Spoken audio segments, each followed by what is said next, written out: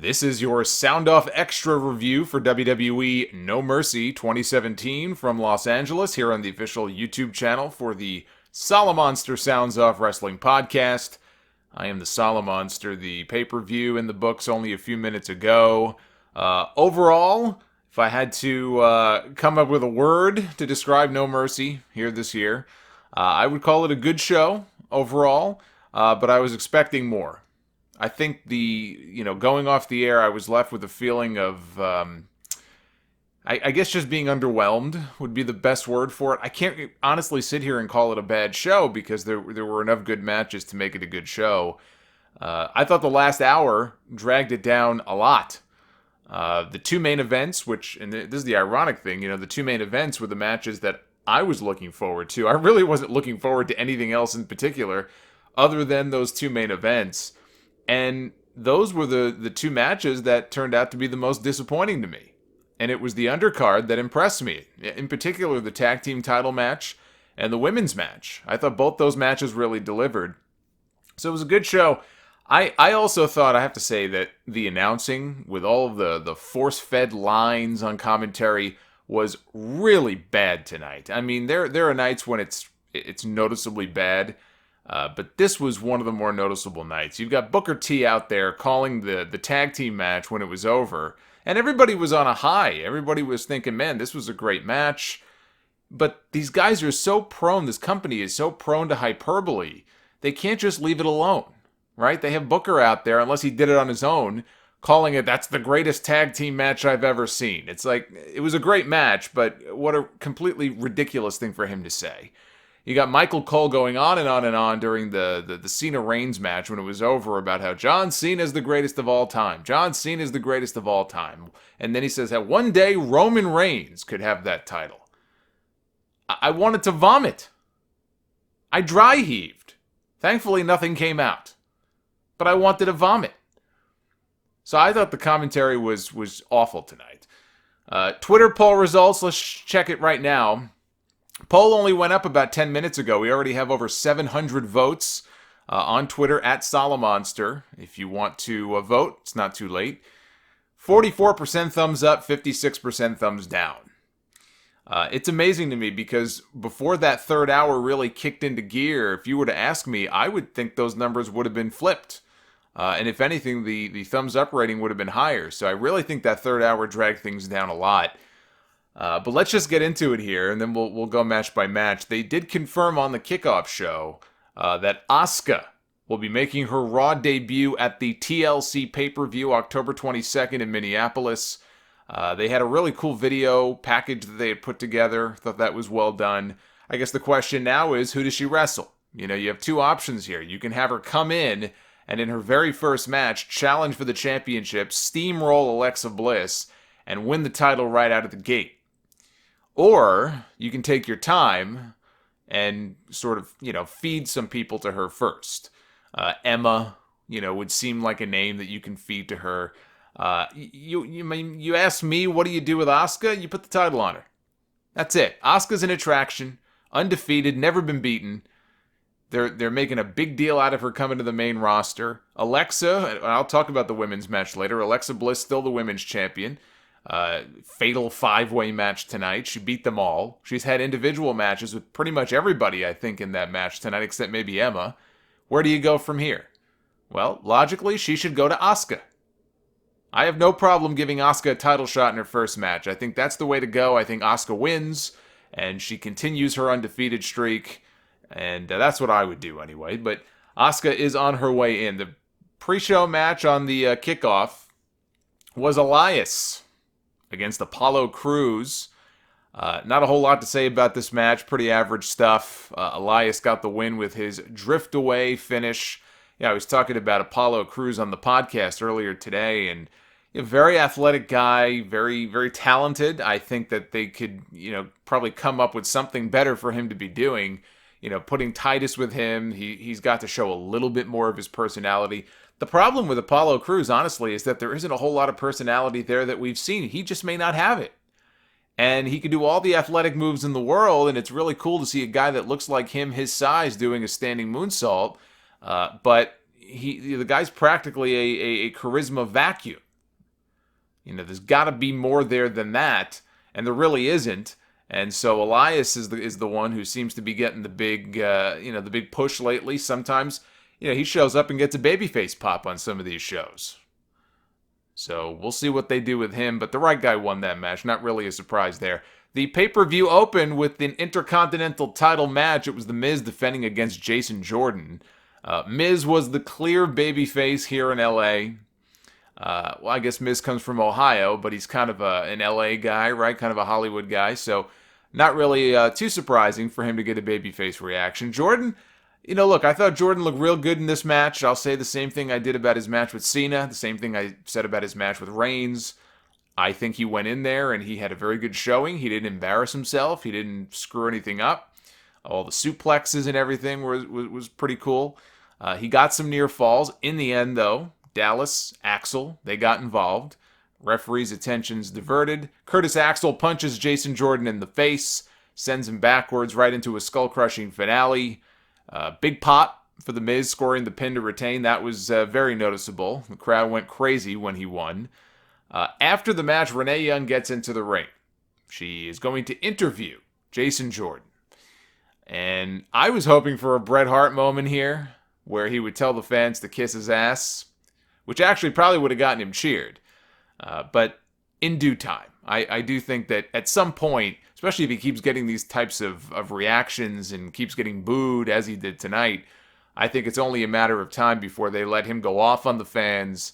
And I think it'll be glorious. Now, the question is, can he pull it off, right? Can he pull off a turn like that the way The Rock did in 97?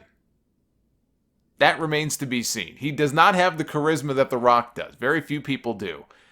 But then again, how much charisma did you and I really think The Rock had in 1997, right? Think of the Rocky Maivia days. Who among us could have predicted that The Rock, as we know him now, okay, that he would go on to do the things that he's done and have the kind of, charisma that he did? Sometimes you just got to pull it out of these guys. We don't really know enough about Jason Jordan yet to know if he's got that in him. I've seen no indication of that. But sometimes you got to flip the guy, and you never know, right? When he's able to go out there and be cocky and arrogant, I think he's got some of that, kind of underneath the surface that we haven't been able to see yet. So we'll see. But this interview was bad. This was a really bad interview. He challenged The Miz. He said, "I still don't respect The Miz. In fact, The Miz really does suck." That's what he said, and that did not endear him any to the crowd. So I thought it was a good match. Not a surprising finish, even though I had Jordan pegged to win. As the match was going on, I knew I was wrong. I said, oh man, if I could change my prediction here. You could just tell the way it was going. This is the first of probably 2 or 3 matches between these guys. I do expect Jordan's going to win the belt at some point. So I didn't have a problem with the finish. Good match, bad promo. Finn Balor against Bray Wyatt, man versus man. That's what they called it. Really, I wasn't aware of that. I thought perhaps it was man versus beast. Or some other type of animal, but apparently it was man versus man. This was their 3rd encounter on pay-per-view, and I thought this was the best of the 3. Bray Wyatt attacks Finn Balor before the bell, gives him a uranage on the announcer's desk. They tease that Balor was not going to be able to continue, and the referees are assisting him to the back. Halfway up the aisle, Bray grabs the mic, calls him a coward. And this was Finn Balor's Marty McFly moment, I guess. You call the guy a chicken, he just can't help himself. He has to fight.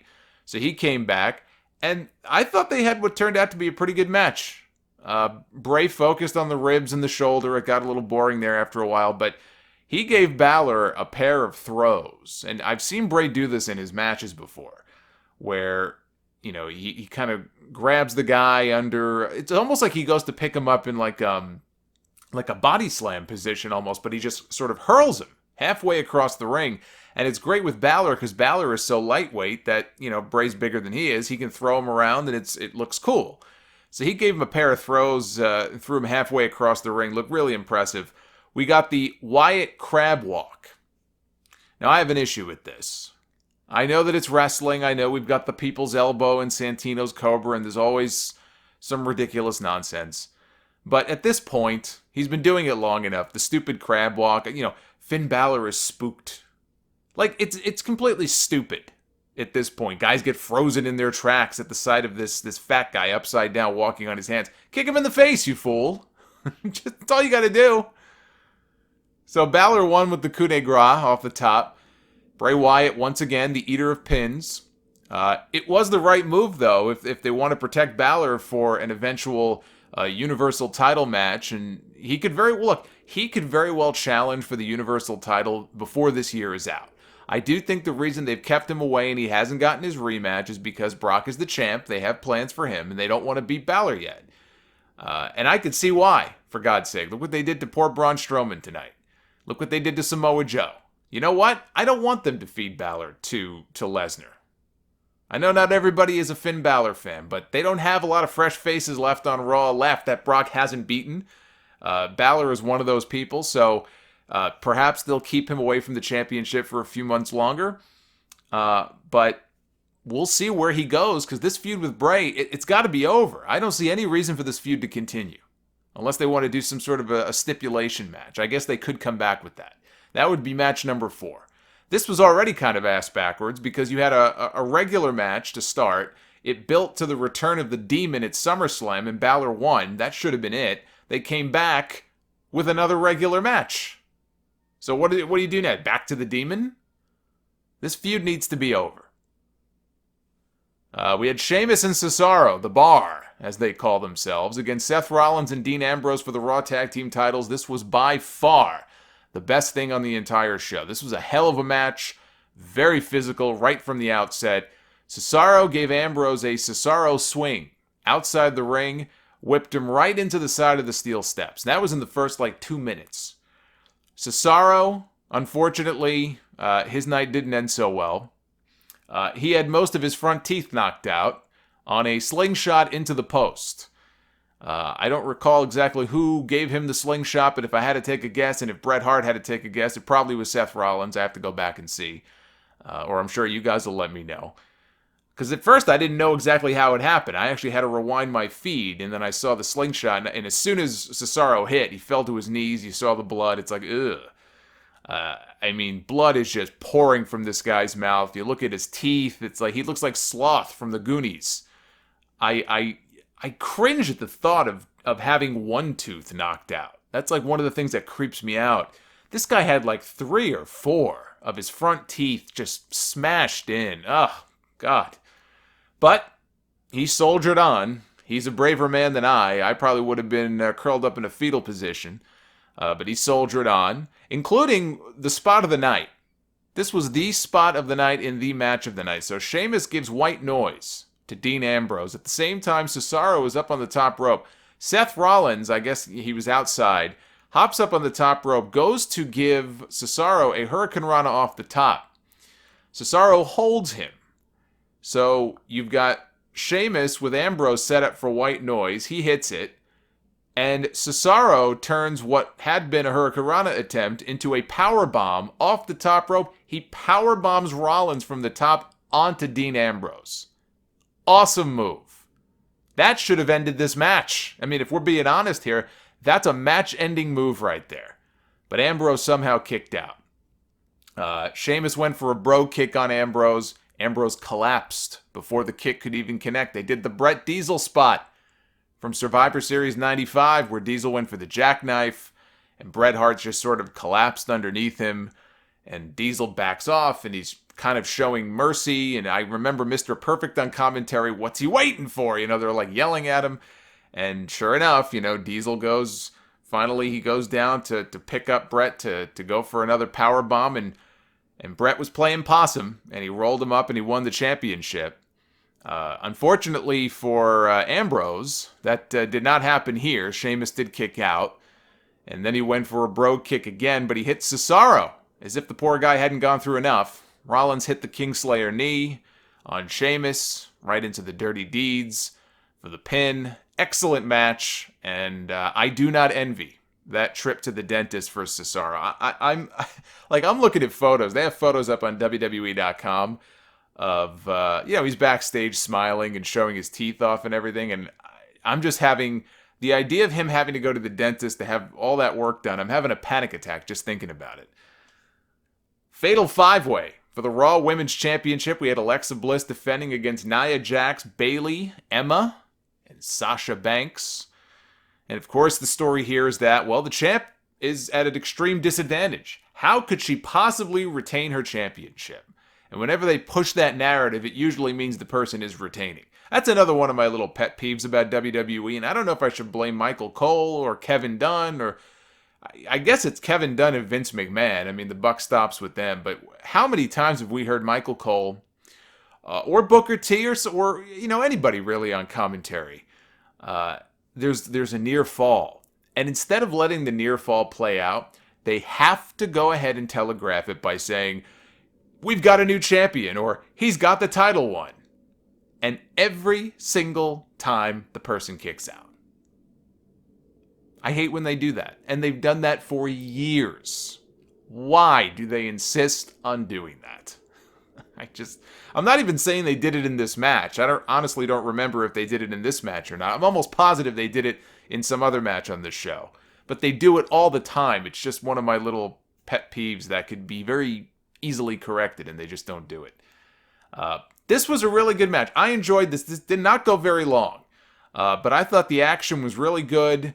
Nia Jax came out of this thing looking like a beast, even in defeat. They kept her strong. She did a double Samoan drop spot at one point. She had Alexa, who's very tiny. I mean, realistically, having Alexa Bliss and somebody else on your shoulders, it shouldn't be that difficult. But it still looked cool. She had Alexa and Sasha on her shoulders. Went for the double Samoan drop. Went for the win, but Bayley broke it up. And then Nia took a hell of a bump. She took a couple of bumps, big bumps here in this match. The biggest one, though, was we had Emma and Bayley trying to powerbomb Nia Jax from the apron out onto the floor. And she's holding onto the ropes, and they're trying to get her over. And Sasha and Alexa are in the ring, and they see this, and they decide to cooperate. They decide to team up. And they both come at Nia with drop kicks. And that sends Nia back. They basically powerbomb Nia Jax on the floor, and she got folded up like an accordion. I think even Corey Graves mentioned the fact that Nia's own knee may have smacked her right in the face. It was a pretty vicious spot, the way she landed on her neck, but thankfully she was okay. And she eventually made it back in, but then she posted herself. She ran herself into the post. That was the end of her. Alexa Bliss won with a DDT on Bayley. Bayley got shoved into Emma, who was on the apron, and as soon as Bayley turned around, boom, DDT. Jake the Snake would be proud to see the DDT once again used as a finisher. Remember, I talked about this on the podcast a few weeks ago. We are seeing a renaissance for the DDT. A lot of people are using variations of DDTs as their finish. Alexa here just used a straight-up DDT. You've got Dirty Deeds. You've got the glorious DDT with Bobby Roode. You've got the Hammerlock DDT in NXT with Andrade Cien Almas. It's very cool to see. Steve Austin always goes on about that on his podcast. He must be very happy as well to see the return of the DDT as a finish. So then we came to our two main events. I think if the show would have ended here, if the feed would have gotten knocked out, this would have been a no-brainer, easy thumbs-up show. Then we had the two main events, and I don't want to make it sound like they were bad. I'm not saying that they were bad matches, but my expectations were not met, especially in the championship match. We'll get to that. We had John Cena against Roman Reigns. And, I regret changing what was going to be my prediction. If you heard the predictions on the show earlier, I figured this was going to be a no contest. I thought Samoa Joe would come back and attack both guys, and Cena would go away, and it would set up a program probably for Roman and Joe coming out of the show. There was no Samoa Joe. I was going to originally pick Reigns as the winner before I decided, I'll predict a no contest. But at no point did I ever think John Cena was going to win this match. It didn't make any sense. Especially knowing he's going to go away and not be around for a while. He's not the one being built up for Brock Lesnar at WrestleMania. Roman Reigns is the one being built up for Brock Lesnar at WrestleMania. Vince McMahon has this fetish. And his fetish is that he wants Roman Reigns to go to WrestleMania to beat Brock Lesnar, to officially be coronated as the guy, as the champ, as if he hasn't already had 5 different coronations in the past that haven't exactly worked out. But he's got this wet dream that he just cannot let go of. And come hell or high water, he's going to see it through to the very end. That much is very obvious after the outcomes of these 2 matches here tonight. The match itself started out very slow to the point that it started getting boring chants from the crowd. But they were building and they were building and building. And in the end, Roman kicked out of 4 AAs, including one off the top rope, or I guess the middle rope. Kicked out of 4 AAs. He hit a spear on John Cena. Actually, I think it might have been a Superman punch spear combo. And got the pin. And there was another cool spot during the match where they ended up on the announce table outside, and Cena was going to give him an AA, and Roman slipped out. He ended up spearing Cena through one of the announce tables. That was sort of the big spot of the match. But again, in the end, it was a Superman punch and a spear. Just like that. Now, I think Roman, now correct me if I'm wrong, it was about 3 or 4, I think, different spears that it took to put down The Undertaker at WrestleMania this year. A broken down Undertaker. So I was a little surprised that it was only 1 spear. But I'm not going to protest too much because God knows we see enough people kicking out of finishers left and right. You know, in a way, it's kind of refreshing, I guess, to see somebody hit their finish and actually get the win. But this, I don't know, this still sort of came out of nowhere for me. It did build to some interesting stuff there at the end, but I got to tell you, you know, I expected more out of this match. I just expected more out of this match. It was too slow and too boring for too long. I thought they had a good match, but this was by no means a great match. This was not the, you know, again, of course, the commentators were making out to be the end-all be-all when it was over. This wonderful classic match, it was not. It was not even anything close to that. But Roman got the win. It's the right move. Whether you like Roman Reigns or not, he's going to be here. John Cena's not going to be here. John Cena's 40 years old. He's on his way out. Roman is on his way up. You don't have to like it, but that's just the way it is. So it wouldn't have made any sense for Cena to win unless they were going to come back and do a rematch next month. But boy, did they rush this program. I mean, this was something that, again, you would have expected on a WrestleMania. Or it would be a 3-match series, and it's like they just blew the whole thing off in one night. I mean, John Cena must really be going away for a while, like more than just a couple of months, because for them to just sort of run through this thing like this and move on is pretty surprising. So then we came to, now, here's the funny part. Actually, Cena stuck around for a while when the match was over and kind of soaked it all in, and he got some thank you Cena chants, and they really wanted to make you think that this was possibly it for him. I laugh at the idea that people actually buy into the fact that John Cena would quote-unquote retire or wrestle his last match on a frickin' No Mercy card. Like, you can't possibly be that brain damaged to think that. Hopefully you don't. Obviously, this was not it for Cena. He'll be gone for a while. He'll come back. They all come back.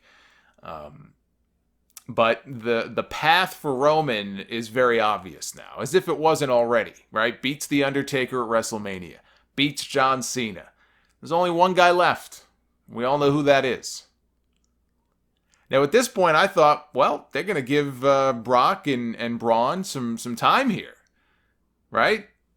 And then I forgot, oh, there's a Cruiserweight title match. I completely forgot that there was a Cruiserweight title match left to go on this show. It was Neville defending against Enzo Amore. Now, I made my thoughts on this match very clear on the podcast that I did earlier today. I said the only way I would ever accept an Enzo win, which would be a disaster, I think, for the Cruiserweight division, the nail in the coffin for that thing, the only way I would accept it is if it was done as a way to get the belt off of Neville so that Neville can move the hell out of that division. He can stay on Raw, but let him go in there and mix it up with the main roster guys, so to speak, right? With the Rollins and the Ambroses and people like that. Balor. No reason why he can't be wrestling those guys. Maybe that will happen.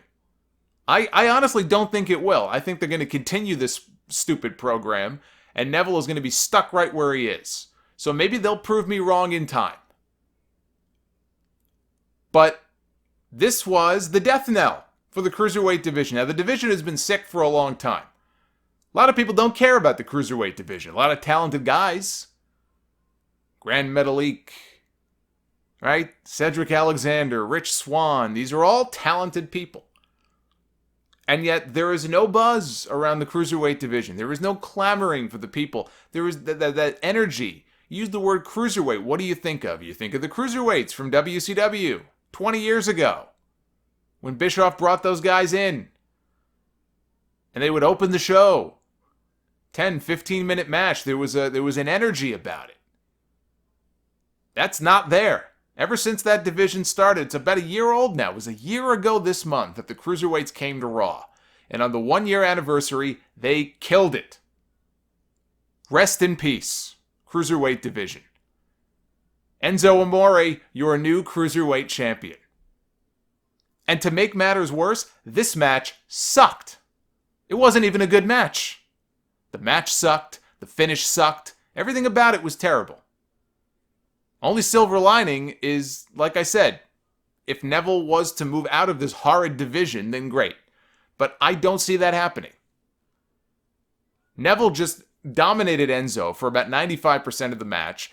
The placement of the match on the card didn't help. This was the traditional women's match, piss break match, right? Nobody cared. It got no reaction. It started getting, Neville, of all people, was getting boring chants.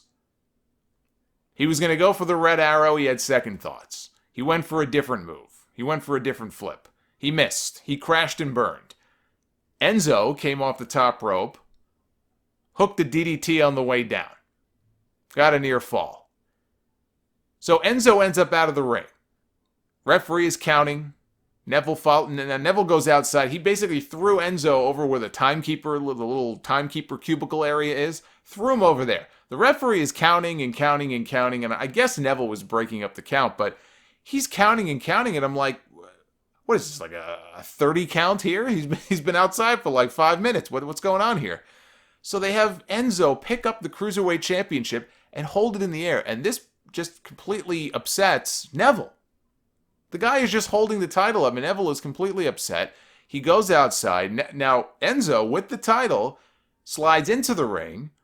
The referee is admonishing Enzo, you better put that down. I'm going to DQ you. You better put that belt down. He gives the belt to the ref. The ref goes to put the belt outside the ring, and when he turns his back, Enzo kicks Neville in the balls. Now, look, I know they've been telling the story about Neville. He's been bullying Enzo around, and I guess for all the little kids out there, all the little brats out there, it's a great story about standing up to your bully. If somebody is bullying you, kick him in the nutsack. I guess that's the story they're telling. All I know is he kicked him low, he rolled him up, he got the pin. This sucked. That title is a joke. This entire division is a joke. And I hope to God that they break Neville away from this and let Enzo be in his little sandbox with all his little playmates over there, and let the serious people go wrestle serious matches, because this division, this title, is a joke. The champion is a joke. The champion has been booked like a joke, week after week after week after week.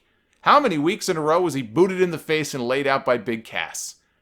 How many times has he been laid out by other people in recent weeks? He got laid out by Braun Strowman the other week. Why? Just for the hell of it. Wasn't a match. Let's just lay him out. It's sort of what we do with this guy. Now he's the champ. Way to go. So then we had Brock Lesnar and Braun Strowman for the Universal Championship. I was very much looking forward to this match. They had a big man match, right? A lot of power moves.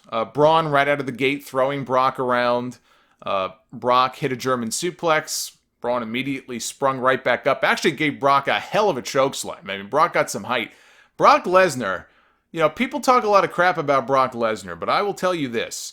Brock Lesnar, especially for a bigger guy, is one of the best sellers that I have ever seen in all of wrestling. Now, I wouldn't put him in Mr. Perfect, like the Kurt Hennig category of selling, but I'm talking in terms of like a bigger guy. Back in his first run in 2002 and even his current run now, the way he bumps around is incredible. I remember when he feuded with The Undertaker, when Undertaker was doing the Big Evil thing in 2003, and I think it was an episode of SmackDown. It's just this one chokeslam I remember The Undertaker giving Brock, and maybe it was before that stupid chain match they had on one of the pay-per-views. But he gave Brock Lesnar a chokeslam. I have never seen someone get that kind of height on a chokeslam before. And that's kind of what we had here. You know, Strowman got him up for a chokeslam, and I think he got a near fall out of it. Strowman, by the way, got cut. He got a mouse under his eye, and he was bleeding from the eye. But Strowman hit his finish. I mean, he hit the power slam on Brock, and Brock kicked out. So Braun hit his finish, and Lesnar got to kick out of it. Okay, remember that. Match is going on, and Lesnar locks in the Kimura lock on Strowman, and he gets Strowman all the way down to the mat, and Strowman, he's teasing, tapping, of course he doesn't, and gets back to his feet. Hits another power slam, but this time he's too hurt to make the cover in time. Hits another power slam, and I think Brock kicked out of 2, I believe. I think he kicked out of 2 power slams. Brock then gets Strowman up on his shoulders out of nowhere and hits the F5 and gets the pin. And to be honest, it wasn't even a good-looking F5. But he hit one F5 and he got the pin. And it goes back to what I was saying before about how I don't want to hate on the idea that, Brock only hit one F5. I wish he would have hit 2. I wish he would have hit 5. Because there is something to be said for more guys hitting their finish once. Like Randy Orton. Why is the RKO so over? Because nobody kicks out of it. And he can hit it from anywhere. It's a great move. That's why it works so well for DDP. I still say DDP should have been the one to beat Goldberg after he hit the Diamond Cutter at that one Halloween Havoc show, but that's a different story. But that's why the RKO works. It's just the best finish in the world. It's like Austin with the Stunner back in the day. Very few people ever kicked out of that. It's not like he had to hit 5 stunners to win a match. Can you imagine Steve Austin today? Right? I mean, imagine Austin wrestling he'd have to hit 6 stunners in a match just to win. So there is something to be said for that, but this came out of nowhere. And the fact that Strowman, as protected as he has been so well booked and so protected, and just the breakout star of 2017, and they have done everything right with this guy. And personally, what kind of bothers me is that they didn't bother protecting his finish.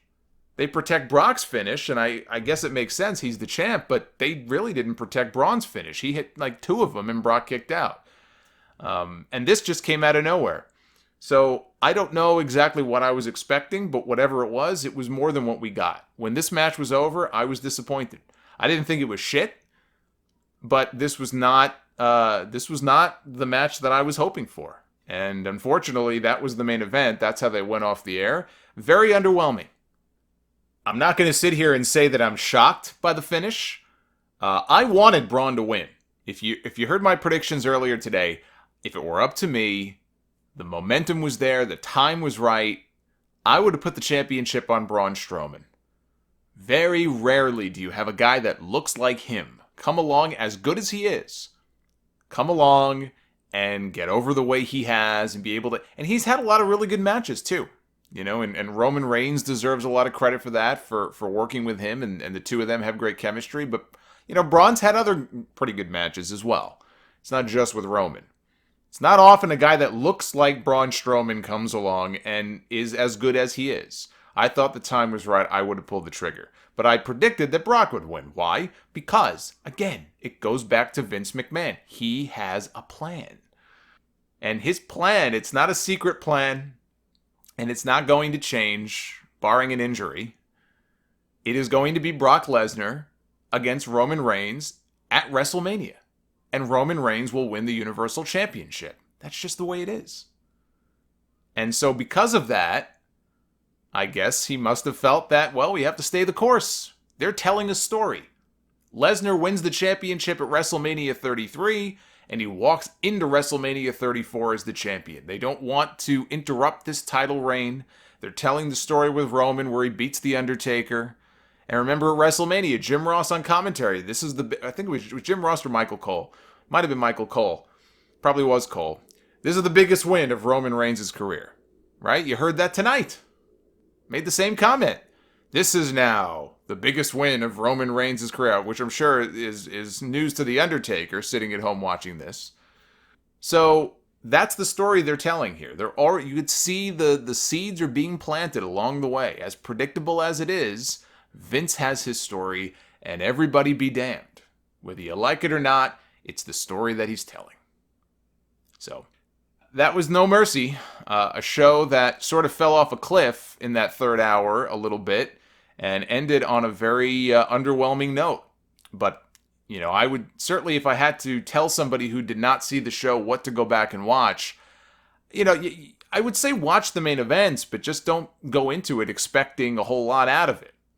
And really, I recommend the tag team match and the women's match. To me, those were the two best matches on the entire show. Or at least the ones that I enjoyed the most. Maybe my expectations for the women's match were so low, and that's why I enjoyed it so much. But whatever it was, those were the two matches that I would give the thumbs up to overall. Let me just flash back to the poll here. See how things have changed. We had about 700 votes earlier. It was, I think, 43 up and 56 or 57 down or something like that. Right now we are over 1,200 votes. It is 43% thumbs up, 57% thumbs down, so it's pretty solid. Still, the numbers haven't really changed much. So you can still vote on my Twitter at Solomonster. The poll's going to be up for a couple more days, since not everybody watches the pay-per-view on the night that it airs. You can watch it on demand on the network. Check out my Sound Off Extra on the life and times of Bobby the Brain Heenan. That's up on this very YouTube channel here. I've gotten a lot of good feedback to that. I appreciate that from all of you. I'll be back on Wade Keller's podcast on Podcast 1 this week, talking SmackDown Live, so I hope you'll download the show and join me over there. And again, you can check out the full podcast. Solomonster sounds up each and every Sunday on the Solomonster.com, iTunes, Stitcher, and pretty much every platform there is. We're pretty much everywhere. So thank you for the support. We'll be back with a brand new extra real soon. Until then, take care, guys.